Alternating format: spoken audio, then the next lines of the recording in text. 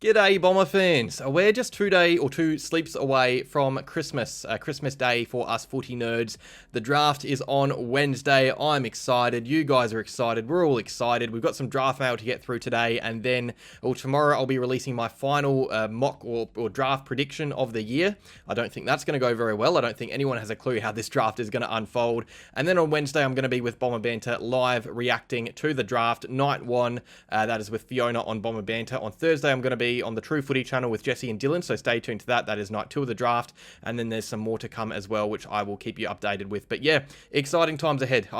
We love the draft, and this is a big one. This is a big one for the club and the future. Let's get into some draft mail because there's a bit to get through. So this time of the year, you get quite a bit of news with some last-minute meetings with clubs and draft prospects that they're interested in. This is of course because, well, yes, it's good to draft good football players, but you need good people and good characters as well. So the club need to get to know these guys, get to know their families, how they go about their lives, how they conduct themselves as people. So there's been quite a few with, across the competition. There was, of course, Sam Cumming, Richmond travelling to Mildura to meet with Sam Cumming and his family. That's, a big sign that they're interested in him with one of their early selections. But the Bombers have been in the headlines a bit lately with a few of these meetings. They hosted a few of the Eastern Rangers boys at the club on Friday. That was Sullivan Roby, Xavier Taylor and Lockie Doveston. There was, of course, news broken today by Mr. Callum to me that the Bombers were going to meet or speak with Latrelle Pickett, and there was even an indication that we could be keen with him with an early selection. I'll get to that in a second. One of the other meetings that's kind of flown under the radar, this was today, was that Essendon hosted Oscar Taylor, the Eastern Rangers rebound defender, one of the first round contenders at the club at the hangar. He was seen speaking with Brad Scott and a few other members of Essendon's off-field setup.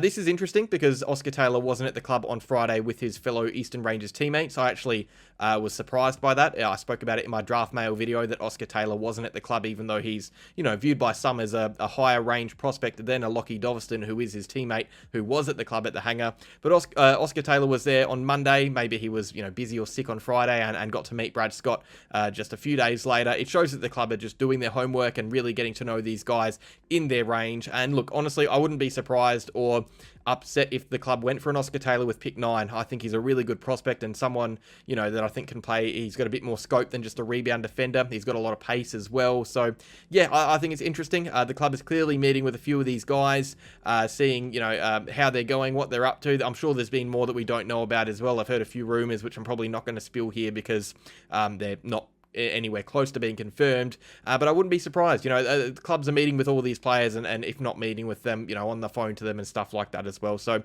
the big ones to come out of the last few days, of course, on Friday we had Doveston, I'm forgetting Doveston, Roby and Xavier Taylor, Latrelle Pickett later today, I believe, Cal Toomey said, and then of course Oscar Taylor at the hangar today as well. So quite a few first round options there. And by the way, just on that, pick 9 hasn't been confirmed to be traded yet. It's widely believed it will be, but if not, a few of these players will probably be in the range of the picks in the 20s anyway. I'd look at Latrelle Pickett as an option with a pick there if he isn't taken earlier. Same with Oscar Taylor. So that's something to note with these meetings as well. And just on that a little bit more, we're going to touch on Latrelle Pickett specifically because Mr. Lum Toomey revealed that the Bombers were set to speak with Latrelle Pickett. That was going to happen today. He did also suggest that he could be a possibility to be in contention for the Bombers pick 9, which is it's a big revelation. If it's true, it might just be an offhanded comment. Usually with Cal Toomey, there is more, I guess, you listen to what he says because he's usually pretty spot on with his mail, and his mock draft is out later tonight, by the way, maybe by the time this video is out. But yeah, it's interesting because all year, really, I've looked at, well, not all year because he's bolted late, but since he's bolted, Latrelle Pickett's probably been in line for those picks in the late teens, early 20s. He's been linked a bit with the Melbourne Demons before they traded away those selections because, he's obviously the cousin of Cozzy Pickett, and there's a possibility that, bridging those two together could help convince Cozzy to stay long term. There's obviously trade links every year with Cozzy Pickett and the Fremantle Dockers, and that is why Latrelle Pickett's also been linked to the Dockers with that pick in the 20s, because there's a view that if the Dockers get Latrelle, maybe it'll help them convince Cozzy to join as well, and even if if it doesn't, Latrelle is a great prospect to have. He's a small forward. So yeah, it's really interesting. I think, look, I remember we haven't completed the trade for pick 9 yet. We're speculating over a player that might be available for a pick that we don't have yet. That's what's happening right now. It doesn't really make a lot of sense, but we're still doing it. But look, if that was to be the case, if we're to, if that's his range, it's intriguing. I don't think he's, I personally don't see that, but Cal Toomey knows a lot more than me. It's a possibility, I guess, if he's bringing it up, but it's still something that I'd be very surprised by if it was to occur, him going that early in the draft. But even just the Bombers being interested in him, and then Lockie Dovison at the club the other day, it shows that we are looking at high-end small forwards in this year draft, aside from the ones that we have in our NGA, which I find really fascinating. The fact that we are looking at the best small forwards in this year's draft, even though we've got a few linked to the club. So that is something to note. Maybe that is a position that we are really looking to bolster, especially because, obviously there was the failed mid-season draft of Oscar Smart. That was another player that we didn't expect to be at the club when we drafted him in the mid-season draft. So yeah, the big news here really is that Latrelle Pickett is being linked to the Bombers as early as pick 9, which would be fascinating. Again, remember what I said before, we haven't traded for pick 9 yet. Maybe we keep on hold of pick 21. The trade goes wrong somehow, and Latrelle Pickett would be right in that range anyway, if that was the case. But yeah, Latrelle Pickett to the Bombers is definitely possible, and it's been talked about a little bit today. Okay, let's talk about the Richmond Football Club, because anyone doing a mock draft in this year's draft knows that as soon as you get to Richmond, who have picks 3 and 4, that is where it falls apart. That's where you know that you're going to be making some mistakes with your predictions, because they're a really hard team to predict. The way I see it, I think we know what West Coast are probably going to do. Pick 1 is going to be Willem Dersma. Their second open pool selection will be probably be Cooper Duff-Tytler after some bidding. Some are suggesting that Dyson Sharp could be in the mix for pick 2. I would be surprised. I think that, they go higher upside than a Dyson Sharp, personally. I get that there is a needs basis with that midfield, but you're not drafting for needs with pick 2 in the draft. That's the way I see it. I could be proven wrong, and honestly, I'd love to be, because it would mean, certain players could slide to us if that's the case. But I just think it's going to be Willem Dersma and Cooper Duff-Tytler, and I've said that for months now. After that, it is impossible to predict what's going to happen. So Richmond are choosing from 4 players. It's tough, because you've got Sullivan Roby, Xavier Taylor, Sam Cumming, and Sam Grill. Those are the 4 players being linked to Richmond right now, that early. You've even got some Richmond fans believing that Dyson Sharp could be taken by the Tigers, which would really throw a spanner in the works. I don't think that would be the case. I haven't really seen that link too much, even though they have put a lot of time into him in his junior career. But the way I see it, Sullivan Roby and Xavier Taylor are in that range because of that high-end talent. They do like Xavier Taylor along the defensive line a lot, and there's every chance that they go with those 2 players. But there's every chance that they go early on a Sam Grill, who they've liked all year. They had him in their VFL system, going through there, and they've put a lot of time into him. They've been recently putting time into Sam Cumming, or more time. They've monitored him since his under-16s quite heavily as well, but they've been putting more time into Sam Cumming, obviously meeting with him in Mildura, I think yesterday. And what they do with those selections, those 2 picks, really dictates the draft. It not only dictates what Essendon do, it dictates what happens after Essendon's picks as well. So let's say they take Roby and Taylor. It means that the Bombers could be choosing between, a couple of midfielders. Maybe the Bombers go Sam Cumming if he slides to their pick, if the Tigers don't pick him, and to Dyson Sharp. That would then throw a spanner in the works for Melbourne below them, because they'd probably want to be getting a midfielder in through the doors as well, you would assume. It would also mean that Sam Grill could slide through to, Hawthorn or GWS's picks a bit later, or he goes as early as pick 3. Like, Sam Grill is a fascinating player, because he could go at pick 3 in the open pool, or pick 12 with GWS. Like, there really is that wide range, because, clubs in this draft are going to be picking who they like. Also, another reason why Sam Cumming could be on the board, because the Tigers do like Sam Cumming. Sure, some are linking him to the Bombers and Demons.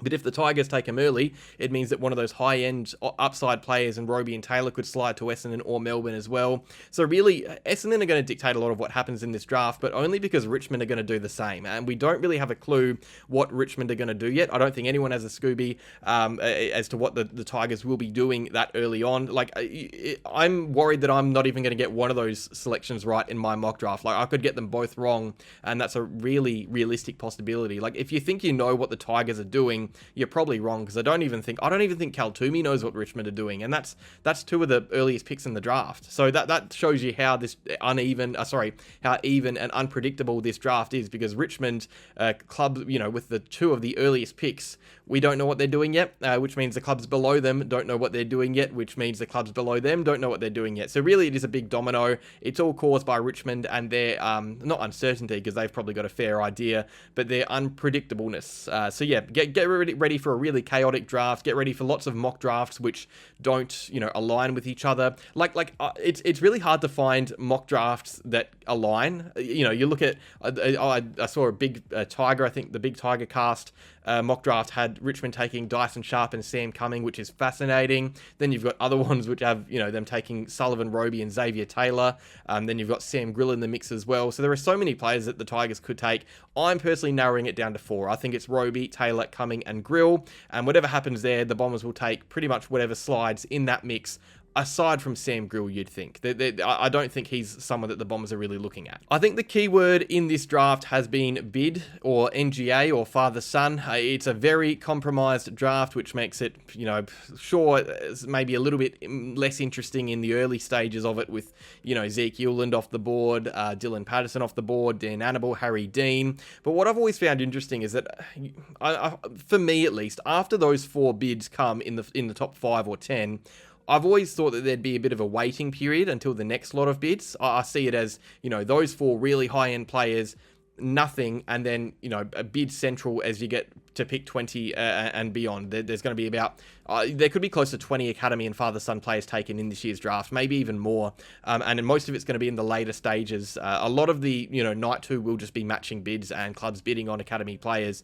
But Ben Waterworth, a draft expert from Fox Footy, is predicting it to be a little bit different. So he's done a draft prediction, a mock draft. And remember, none of us are going to be right with these mock drafts and these predictions. There's just no chance that anyone's going to get it spot on. But Ben Waterworth is predicting a couple of early bids to come, which I think could aid the Bombers and their, in their quest to accept bids on our academy duo in Adam Swade and Hussein El Achkar if we wanted to. So Ben Waterworth is predicting that bids could come for, or he's predicting Hawthorn to bid on Harry Kyle, a Sydney Academy defender with pick 14.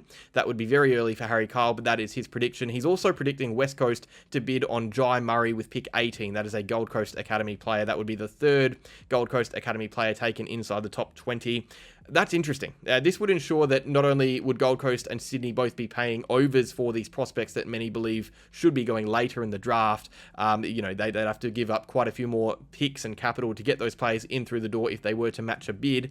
For Gold Coast specifically, that would be hard because would have already given up, a few thousand points on Euland and Patterson. But it also means that if a bid was to come on Adam Swade, let's say Fremantle at pick 20, the team that are looking to bid on Adam Swade, it would mean that if they are to do that, it would come 2 selections later because these 2 players have been taken before that. So that's why I think it could help Essendon only marginally. It wouldn't be a much help, really. It would be 60 or 70 points if that was the case. But it's still a little bit. It's a little bit of assistance that, I think we need if we want to match a bid. Now, I'm not saying that a bid would come for Adam Swade with that Fremantle selection. I think they could look elsewhere, especially if we're no guarantee to match a bid. Often clubs will put bids on knowing that others will match. And if we're no guarantee to do that, maybe clubs will look elsewhere, wanting players, different types of players, because, maybe they're only really putting a bid on to get us paying up and not because they want those players in Swade and El Achkar. But yeah, this is interesting. It's something to note, the fact that early bids could really come whenever. Harry Kyle and Jai Murray are not players that I would have had inside the top 20. Maybe some clubs do, and that's where this draft really differs, because there might be other options. Max King for Sydney is another one who could easily be bidded on in the top 20. I really wouldn't be surprised at all. He's a high upside player. You've got Lockie Carmichael, Bo Adensall, all these players. Even Zach McCarthy could get an early bid. So yeah, there's every chance that early bids come before Adam Swade's bid, which would really help the Bombers. And if that's the case, maybe it's the difference between Essendon matching a bid on Swade and not matching a bid on Swade. So if Ben Waterworth's prediction is anything to go by, it could be a little bit of help for the Bombers. So for players to be taken in the draft, they first have to nominate themselves for the draft. It's not as simple as Zeke Euland just being taken by a club. He has to say, I want to be at the national draft. They have to nominate for the draft, and there were over 1,000 players across the country that nominated themselves to be taken in the draft, which is, this happens every year, all across the state leagues. Players want to be in the AFL, and obviously you're not. If you miss all the shots you don't take, you might be a state league player with no hope, but you may as well nominate just because there's every chance a club like Geelong picks you out of the club leagues. But it's interesting because quite a few of those players that nominated, of the 1,000, are tied to Essendon in some way. So we obviously had, where are my notes? Quite a few VFL players that nominated themselves, I believe over 15. A few of those players are Jared Eckersley, Matt Foley, Will Hoare, Solomon Mackay, Xavier O'Neill, and Tyler Sellers. Interestingly, our co-captain Jackson Haitley didn't nominate for the national draft, which is interesting. I'm not sure why that would have been, but you've also got a few of the delisted players that nominated, like Ben Hobbs, Lamont Lowell, Dylan Shield, Will Setterfield, and Oscar Smart. They all nominated to be taken in the draft. Of course, Will Setterfield is actually still at the club training, and he might be an SSP option for our rookie list. That is if a club doesn't take him in the rookie draft in this year. But yeah, it's interesting. You've got quite a few players from across the country nominating themselves to be taken in the draft, and quite a few of those players are linked to the Essendon Bombers. Really, it's not anything to note. Like, there are over 1,000 people that nominate for a draft, and only 50 or 60 are taken in the national draft. So yeah, it's something. It's nothing that interesting. What is interesting is Mr. Matthew Rosa. He's a beautiful man, and he was on the Gettable the Gettable live desk today with Mr. Cal Toomey and Mr. Riley Beveridge. They were chatting about the draft. Realistically, when you chat to list managers at this stage, they're going to keep their cards close to their chest. They're not going to tell you all the information that they want or that they have, because that would be a silly Billy move, and Matt Rosa isn't a silly Billy. But he did let a few things not slip, but he gave us a little bit of information, which, if you read between the lines, does tell you a little bit of our strategy. So a few of the notes that I've got, he talked about it being an uncertain draft, of course, but said that there are 5 to 6 players in the range of those early picks for Essendon, with a good variety of options too, and that kind of aligns with what Cal Toomey brought to us a few weeks ago when he said that there were 6 players that the Bombers could be looking at. Those 6 players were Xavier Taylor, Sullivan Roby, Aidan Schubert, Dyson Sharp, Jacob Farrow, and Sam Cumming. Those were the 6 players, and Matt Rosa did confirm that 3 of those interstate players in Farrow, Sharp, and Cumming were in the mix for the Bombers' early selections. He did say that the club's philosophy is to pick the high-end talent when it's available, but if there is a line ball call with similar talent between available players, that they will go with a role-specific option, which is completely fair. That's what I've said the club should be doing with picks 5 and 6, and that's why I really like Xavier Taylor in this draft. And if he does slide, I'd hope that the Bombers rate him quite highly up on their whiteboard, because it would mean he'd be right in our mix for one of those selections, and that's why I usually have him taken by the Bombers in the mock draft. But there's, I find that interesting, and there's also still a bit to work through with the pick 9 trade to Carlton. He's not going to say it's confirmed, but the fact that they're talking about it means that it probably is going to happen. We expect that the Bombers will have pick 9 on draft night along with 5 and 6, which is a great draft haul. He said the intention from the club has always been to get access to the high-end talent and the higher picks, and that is why they're going for pick 9. There was, of course, discussions about pick 15 and Gold Coast, which were, long-standing. That was going on for a while now, those rumours, but, Carlton obviously had the inkling that a bid could come for Harry Dean at an unfavourable time, and if that was the case, they're going to trade those selections away, and pick 9 is going to the Bombers for that reason.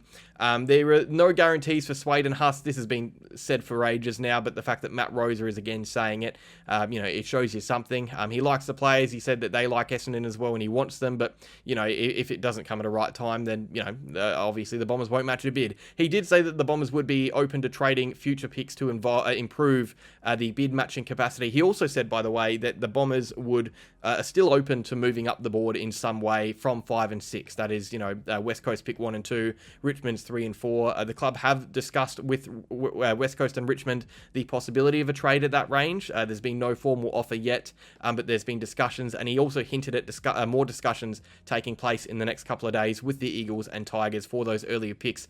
I still think it's unlikely. I don't see how the Bombers would find the right value for a trade, because I think those picks above us are just more valuable, especially in a draft where the talent does die off quickly and it becomes a more even range. It's not as easy as the Bombers giving away, 2 and 13 to West Coast giving away 2 and 13 to Essendon for 5 and 6.